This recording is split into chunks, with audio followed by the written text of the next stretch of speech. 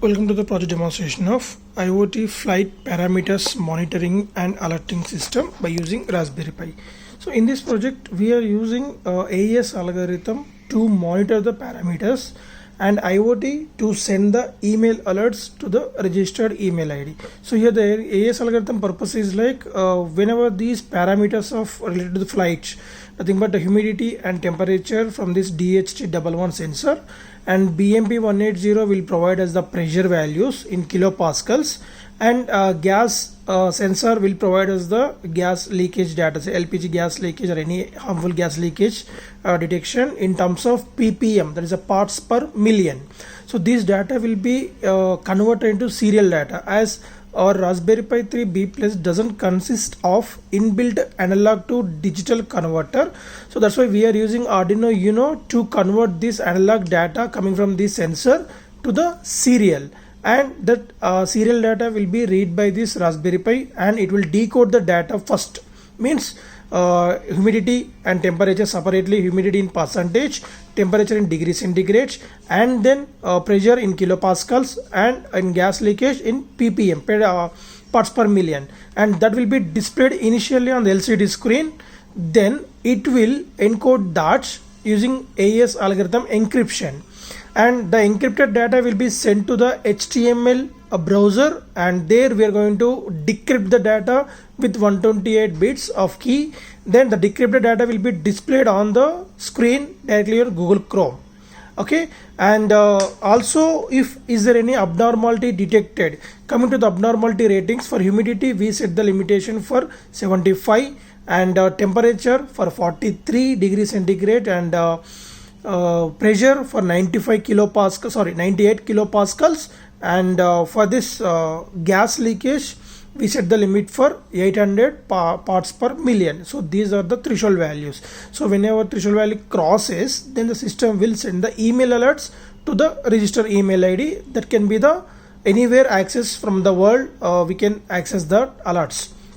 Coming to the components, as we described these input sensors, and this one is Arduino Uno board to convert the analog to serial data, and 16:2 LCD screen, and here this is the breadboard to distribute the 5 volts power supply, as we can get the 5 volts power supply on this Raspberry Pi board only one location, but we need to distribute that throughout the modules. So for the distribution purpose we are using this breadboard for only power supply distribution purpose. So let us see that before switch on the kit, first of all we need to on the hotspot in your mobile phone. Why? Because using that network only the system will send the emails, or IoT encryption decryption access will be done. So for that, go to hotspot settings your phone and change the hotspot name to project 6220, and password should be 123456789. AP band should be 2.4 gigahertz. After these settings successfully done, enable the hotspots along with data, and so these are the mails we have received while we are testing that. So every mail subject consists of date and time and a message, and this mail body consists of, you can see the alert gas leakage along with the parameter value also.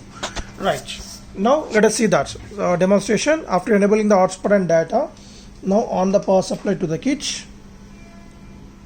So wait till the welcome message displayed on the LCD screen, and once the welcome message displayed on the LCD screen, we can see one device will be connected in your phone. As of now 0 devices connected. So it will take 20 to 30 seconds duration. After successfully booting, we can see the welcome message. As the time for the booting of this memory card, as we have already coded the total Python code with of IoT and encryption decryption inside this memory card. Initially we need to load the Raspbian OS, then we code the system with Python language for this encoded encryption decryption and data reading from the Arduino Uno board. So we can see that the 57 is a percentage humidity, and the processing data to upload the data to ThinkSpeak and to check the threshold values, 28 degrees centigrade, and then after 95.67 is a kilopascals, we set the limit for 98, and the gas is 290 ppm, parts per million. So now to monitor this data, one more thing is we need to install network analyzer application. So that is freely available in the Play Store. From that application only we can get the data streaming, means we can get the IP address of our Raspberry Pi. Now after enable the hotspot, data on, kit on. Now after one device connected found, then go to this application LAN scan, do the scan. So here we get the two IP address. One is your mobile phone and another is the Raspberry Pi IP address. So just click on that, copy. Now go to Google Chrome. So here just paste the IP address and at the end place colon 5000, just enter. Right, we can see the data streaming here. Okay, so now the time is 9:28. Right, so we can see this data streaming one. So when we restart the system, this data will be erased automatically. It will come from starting onwards. Right, okay. So there the data monitoring. So humidity, temperature, pressure, gas. So when you refresh this again, so the new data will be appear here. You can see that. So it's 9:28 now. For every 10 to 15 seconds, the system is encrypting and decrypting the data. Right, you can see that new data has arrived. So it's continuous process. Till you switch off the system, the data can be stored on your mobile phone, and you can see that. Okay, and the next, coming to the email alerts. So just I'm providing the malfunctioning, abnormal gas leakage alerts.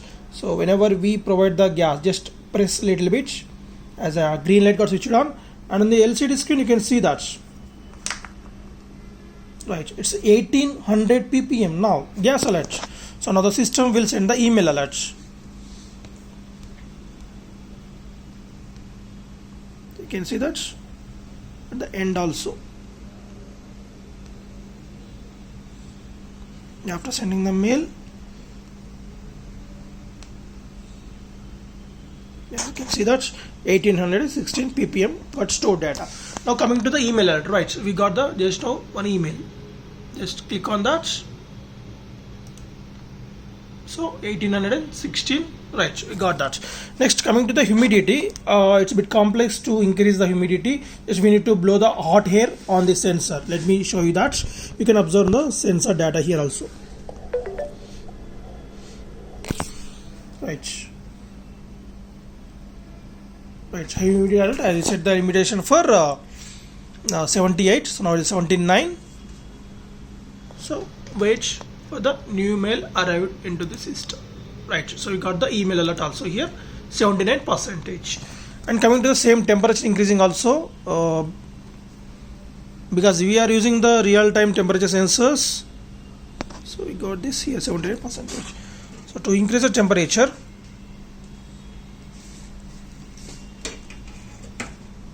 you can use any hot pulse. Right. So right, as I'm placing the heater, so the glue gun, so here also like it will increase slowly. As of previously the data is around 28 degrees centigrade. Now it is slowly increasing. So don't burn that, just place any heating object over there, so we can increase the temperature. So we set the limit for 43 degrees centigrade. Right, so you can see that's 43 degrees now. Let us wait for some time to reach the threshold value. Right now it's 44. Right, temperature alerts.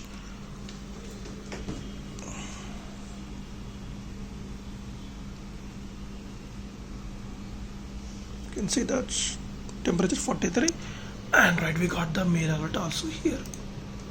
Right, high temperature alert. Right, 44 degrees centigrade here. Right.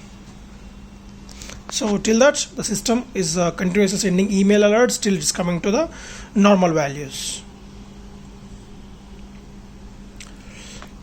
Thank you.